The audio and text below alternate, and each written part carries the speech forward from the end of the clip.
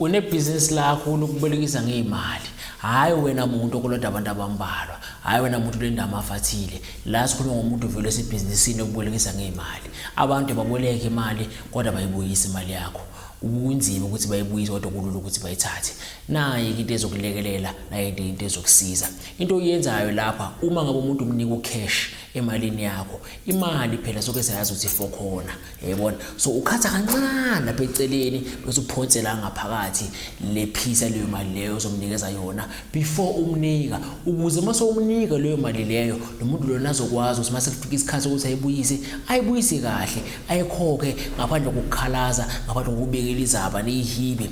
Uma ngabe uyamtransferela ubhala igama lakhe nesibongo original name nesurname ephepheni, ushise lelo phepha, uthatha umlotha wakhona uthela ngaphakathi ukuze lo muntu akwazi ukuyibuyisa imali yakho. Kuzokulekelela kanjani lokho? Kuzokulekelela ekuthini lo muntu lo ngaso sonke isikhathi aze kuwe azoboleka imali, ngaso sonke isikhathi ahlala abona isidingo sokuboleka imali kuwena noma ngaba nayo imali, ahlala abona isidingo sokuboleka imali kuwena. Kuthi ngamanye amagama usuyambamba ube customer lakho kuze kubuye uJesu kuzobe naphakade. Futhi ucustomer ngahluphi ngoba immediately imali ingena uqala ngako ukukhokhela.